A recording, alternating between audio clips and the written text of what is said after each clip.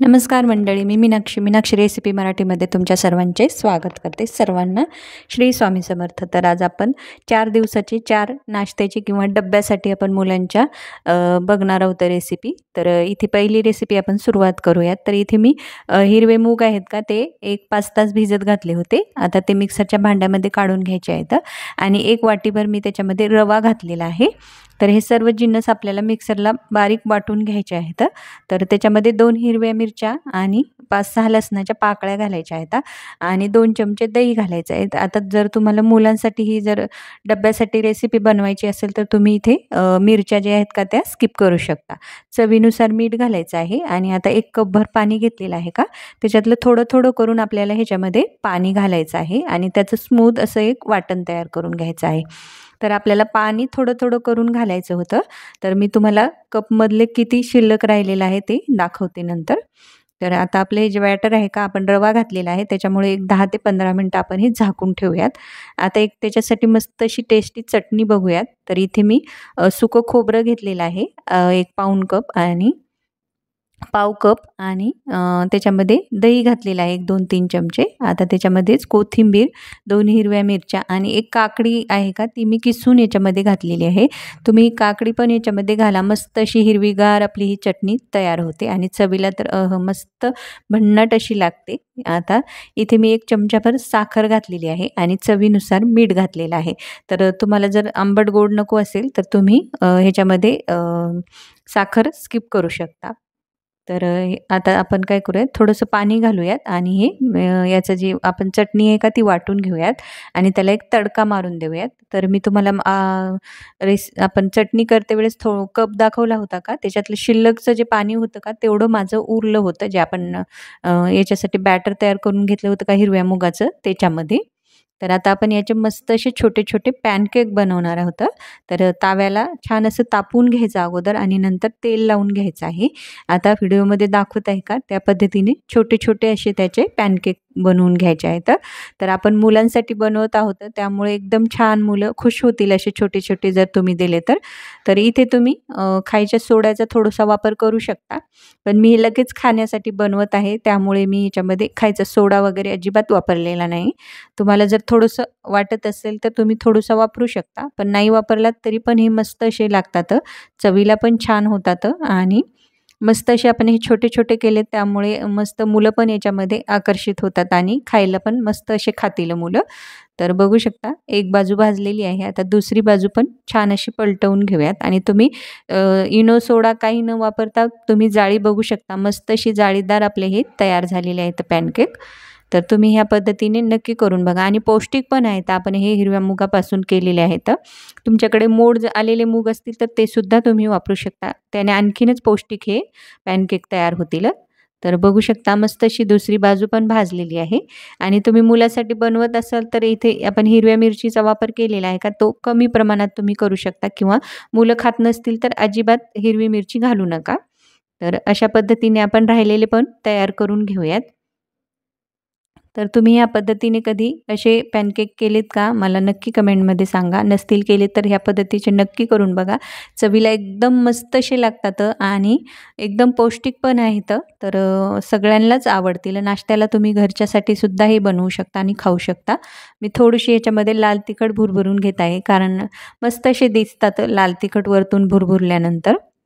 तर तुम्ही अशा पद्धतीने एक वेळेस नक्की करून बघा. आता आपण हे पण छान एक साईड भाजून घेऊयात आणि पलटवून घेऊयात आणि मस्त अशी आपण ही चटणी पण केलेली आहे याच्यासोबत खाण्यासाठी.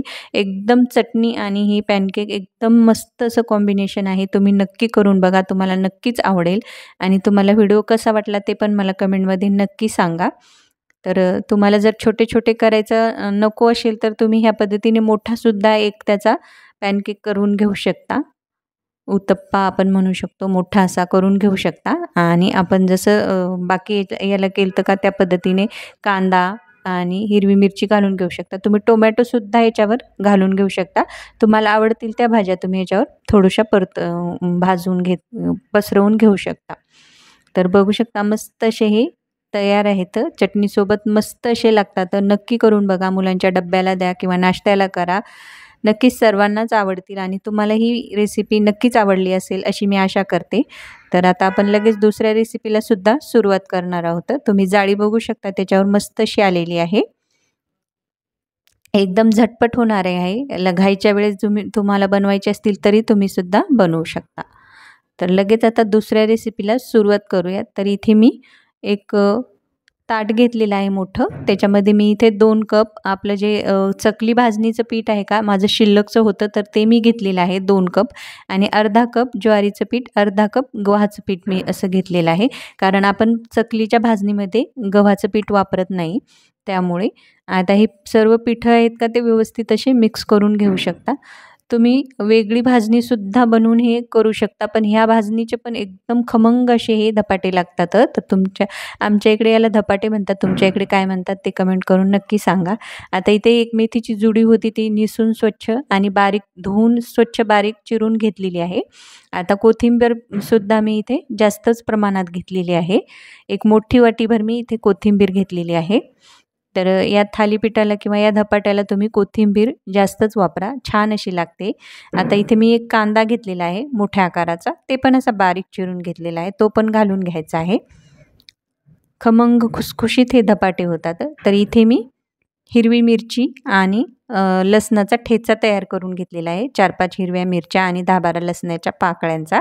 आता इथे 1 चमचाभर ओवा असा हातावर क्रश करून घालायचा, जेणेकरून त्याचा स्वाद असा छान उतरला पाहिजे. आता रंगासाठी हळद घालायची आहे आणि थोडीशी लाल तिखट घालायची आहे. तर तुम्ही मुलांसाठी बनवत असाल तर लाल तिखट स्किप करू शकता, कारण आपण हिरवी मिरचीसुद्धा घातलेली आहे आणि हिरव्या मिरचीचं प्रमाणसुद्धा तुम्ही थोडंसं कमीच वापरू शकता मुलांसाठी बनवत असाल तर. चवीनुसार मीठ घालायचं आहे आणि 2 चमचे मोठे चमचे इथे दही घालायचं किंवा अर्धी वाटी दही घालायचं आहे. आता इथे मी बटर घेतलेला आहे एक मोठा चमचा. आता ते बटर आपल्याला याच्यामध्ये छान असं मिक्स करून घ्यायचं आहे अगोदर आणि नंतर आपल्याला थोडं थोडं पाणी घालून हे व्यवस्थित त्याचा घट्टसर गोळा मळून घ्यायचा आहे. तुम्ही बटर याच्यामध्ये आवश्यक घाला. बटर घातल्याने काय होतील, एकदम छान असे हे धपाटे होतात. चवीला तर छान होतातच, मऊ पण राहतात. तुम्ही जर बटर घातलं, तुम्ही बटरऐवजी तूपसुद्धा घालू शकता. आता आपण काय करूयात, हे जे भाज्या घातलेल्या आहेत, कोथिंबीर घातलेल्या आहेत का आणि बटर, ते व्यवस्थित असं हाताने अगोदर मिक्स करून घेऊयात आणि नंतर थोडं थोडं पाणी घालून याचा घट्टसर गोळा मळून घेऊयात. तर मी इथे नॉर्मल आपलं जे स्वयंपाकासाठी आपण पाणी वापरतो का, तेच पाणी घेतलेलं आहे. अजिबात गरम वगैरे मी इथे पाणी वापरलेलं नाही आहे. तर आता याला 10 मिनटं आपण झाकून ठेवूयात. हे जास्त वेळ झाकून ठेवायची सुद्धा गरज पडत नाही. अगदी 10 मिनटं झाकून ठेवलं तरी पण चालतं. आता लगेच त्याचे धपाटे तयार करायला घेऊ आता. तर असं व्हिडिओमध्ये दाखवत आहे का, त्या पद्धतीने थापून घ्या तुम्ही. चवीला एकदम मस्त असे हे धपाटे लागतात आणि करायला पण एकदम सोपे आहेत. अगदी आयत्या वेळेला सुद्धा तुम्ही हे बनवू शकता. जर भाजणीचं पीठ तुमच्याकडे असेल, तर नसेल तर तुम्ही साध्या आपल्या गव्हाच्या पिठाचे आणि बाकी पिठं मिक्स करून सुद्धा हे धपाटे बनवू शकता. आता ते तव्याला तेल लावून घ्यायचं आहे. तवा छान असा भाजून घ्यायचा आहे, कारण धपाटे भाजायला थोडासा वेळ लागतो. तर आता आपण एक बाजू वरची बाजू सुकल्यानंतर आपण खालच्या बाजूने हे धपाटे आहेत का ते भाजून घेऊयात. तर आपण जे छिद्र तयार करून घेतले होते का, त्याच्यामध्ये थोडंसं असं तेल सोडून घ्यायचं आहे.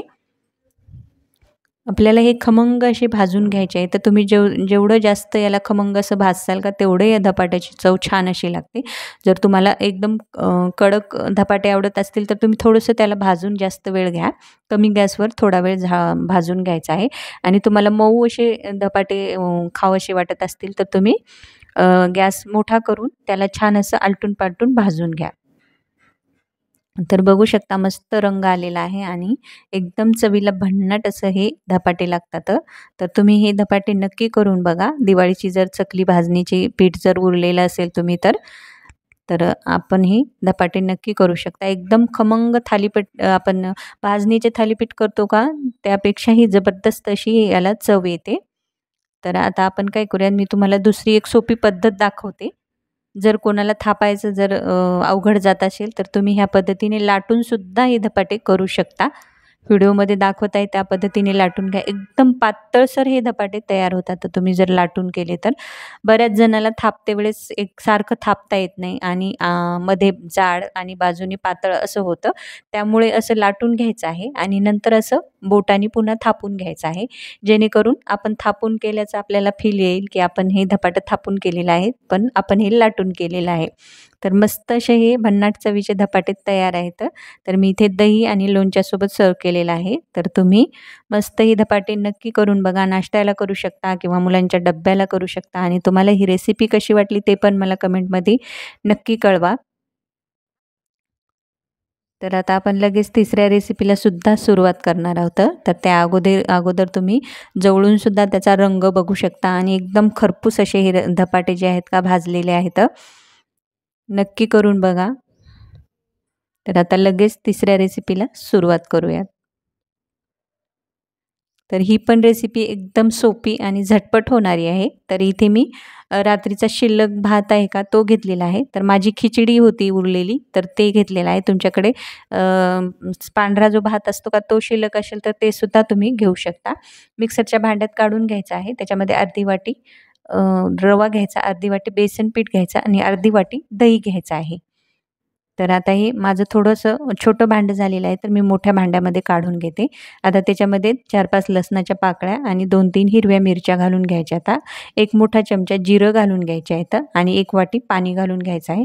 तर पाणी इथे आपल्याला जसं लागेल तसं आपण घालून घेऊयात. माझी खिचडी आहे त्यामुळे मी इथे मीठ थोडंसं कमी प्रमाणात वापरलेलं आहे कारण खिचडीला पण मीठ आपण घातलेलं असतं. तर आता मी थोडंसं 1 चमचाभर तेल घातलेलं आहे आणि याला छान असं फेटून घ्यायचं आहे आणि तुम्ही बॅटर बघू शकता एकदम स्मूथ असं मी वाटून घेतलेलं आहे. आता याला 10 मिनिटं झाकून ठेवूयात कारण आपण त्याच्यामध्ये रवा घातलेला आहे.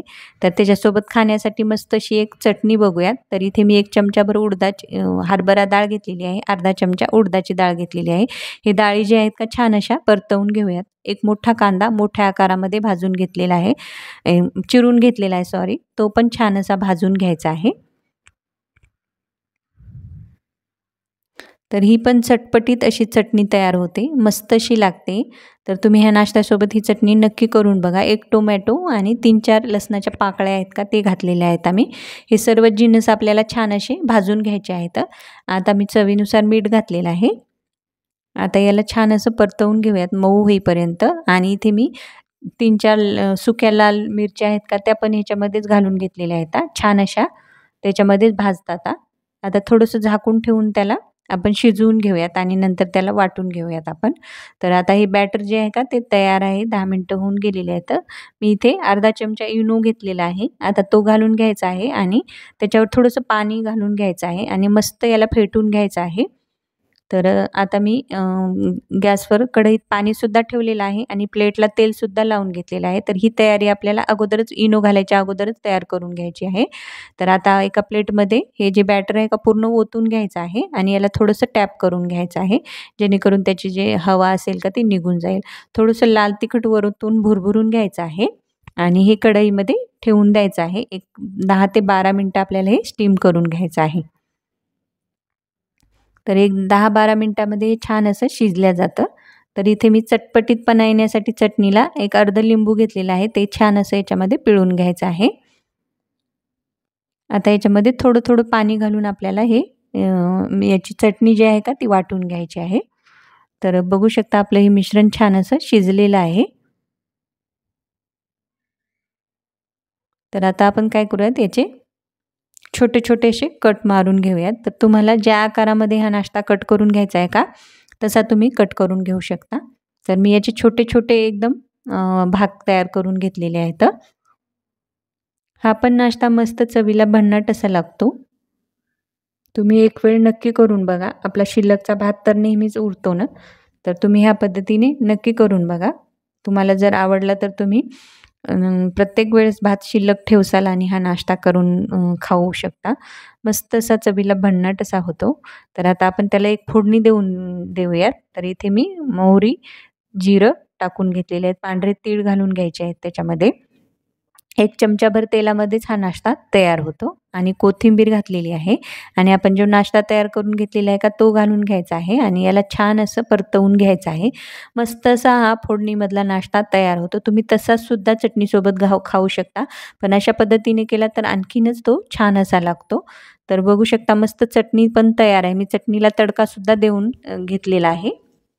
तर मस्त असा हा नाश्ता तयार झालेला आहे. तुम्ही ह्या पद्धतीने नक्की करून बघा. तुम्हाला हाही व्हिडिओ कसा वाटला मला कमेंटमध्ये नक्की कळवा. तुम्ही ह्या पद्धतीने मुलांना डब्याला सुद्धा देऊ शकता किंवा घरी खाण्यासाठी सुद्धा हा नाश्ता करू शकता. एकदम चवीला भन्नाट आणि करायला एकदम सोपा आणि मस्त असा आपला हा नाश्ता तयार झालेला आहे. तर लगेच आता आपल्या शेवटच्या चौथ्या रेसिपीला सुरुवात करूयात. आता आपला हा पण पदार्थ खूप मस्त असा पौष्टिक आहे. तर मी इथे एक मोठी वाटी मटकी घेतलेली आहे. तिला मोड आलेली मटकी आहे आणि इथे मी काही भाज्या घेतलेल्या आहेत. टोमॅटो घेतलेला आहे आणि बटाटा घेतलेला आहे, कांदा घेतलेला आहे, हिरवी मिरची आणि इथे मी कोबी घेतलेला आहे. फुलगोबी जो आहे का तो असा चिरून घेतलेला आहे. तर आपण इथे भरपूर भाज्या आणि मटकीचा वापर करून हा पदार्थ बनवणार आहोत. तर आता फोडणी करूयात. तर तेल घालून घ्यायचं आहे. त्याच्यामध्ये मोहरी, जिरं आणि मी इथे एक तेजपत्त्याचं पान आणि एक दालचिनीचा छोटासा तुकडा घेतलेला आहे तो घालून घ्यायचा आहे आणि तो छान परतवून घ्यायचा तेलामध्ये आणि नंतर आपण इथे मोठा एक कांदा घेतलेला आहे असा मी उभ्या आकारामध्ये चिरून घेतलेला आहे तो घालून घ्यायचा आहे. हिरव्या मिरच्या घालून घ्यायच्या आहेत. जर तुम्ही मुलांना डब्यासाठी बनवत असाल तर हिरव्या मिरचीचं प्रमाण कमी करू शकता. तर आता हे छान असं परतवून घेऊयात. तुम्ही रात्रीच्या जेवणासाठी सुद्धा कंटाळा आला कधी तर हा नाश्ता करून खाऊ शकता. एकदम मस्त असा चवीला भन्नाट होतो आणि करायला एकदम सोपा झटपट असा होतो. तर आता आपण जे भाज्या घेतलेल्या आहेत का त्या पण छान अशा भाजून घ्यायच्या, परतवून घ्यायच्या आहेत. टोमॅटो घालून घ्यायचा आहे. सर्व जिन्नस आपल्याला हे छान असे फोडणीमध्ये परतवून घ्यायचे आहेत. आणि नंतर आपल्याला पुढचे जे जिन्नस आहेत का ते घालायचे आहेत. तर आपण इथे हिरवी मिरची घातलेली आहे त्यामुळे तिखटाचं प्रमाण थोडंसं कमीच ठेवणार आहे. मी इथे अर्धा चमचा लाल तिखट आणि 1 पाव टीस्पून इथे मी हळद पावडर घातलेला आहे रंगासाठी. तर छान असं याला परतवून घेऊयात. घाईच्या वेळेस तुम्ही हा पदार्थ नक्की करून खाऊ शकता. तर इथे मी मटकी घेतलेली आहे 1 वाटीभर मोड आलेली मटकी आहे ती पण अशी छान परतवून घ्यायची आहे. आता ज्या वाटीने मटकी घेतली होती का त्या वाटीने मी 1.5 वाटी इथे तांदूळ घेतलेला आहे. तर इथे मी कोलमचा तांदूळ घेतलेला आहे. तुम्ही बासमती तांदूळसुद्धा वापरू शकता. आता सर्व तांदूळ मी स्वच्छ धुवून घेतलेला आहे तर तो याच्यामध्ये घालून घ्यायचा आहे आणि याला व्यवस्थित असं तेलामध्ये परतवून घ्यायचं आहे. भाज्या आपल्या व्यवस्थित अशा त्याच्यामध्ये परतवून घ्यायच्या आहेत. आपण साधा भात खिचडी तर नेहमीच खातो. तुम्ही ह्या पद्धतीने मटकी पुलाव नक्की करून बघा. खूप चवीला जबरदस्त होतो आणि पौष्टिक पण होतो कारण भाज्या आणि मटकी आपण ह्याच्यामध्ये घातलेली आहे. याला व्यवस्थित असं परतवून घेऊयात.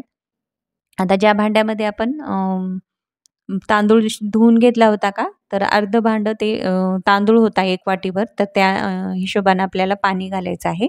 तर बघू शकता मी जे भांडं घेतलेलं आहे का ते एक भरून पाणी घालीत आहे कारण त्याच्यामध्येच मी इथे तांदूळ घेतले होते.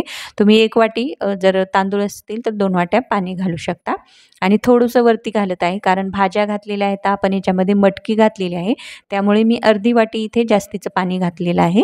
आता हे सर्व जिन्नस आपल्याला छान व्यवस्थित असे मिक्स करून घ्यायचे आहेत. चवीनुसार मीठ घालून घ्यायचं आहे, कोथिंबीर घालून घ्यायची आहे आणि याला एकदा पुन्हा छान असं ढवळून घ्यायचं आहे आणि आपल्याला हे मोठ्या गॅसवर 2 शिट्ट्या काढून आणि नंतर कमी गॅस करून 1 शिट्टी काढून घ्यायचा आहे. मस्त असा आपला हा मटकी पुलाव तयार होतो भरपूर भाज्या घातलेला. तर आता झाकण लावून घेऊयात आणि याला शिट्ट्या काढून घेऊयात. एकदम छान असा 3 शिट्ट्या तर आपला मटकी पुलाव तयार आहे. तर तुम्हाला हा व्हिडिओ कसा वाटला कमेंटमध्ये नक्की सांगा आणि व्हिडिओला लाईक करा, शेअर करा, चॅनलला सबस्क्राईब पण नक्की करा. तर मग भेटूयात अशाच एका नवीन रेसिपीमध्ये. तोपर्यंत धन्यवाद.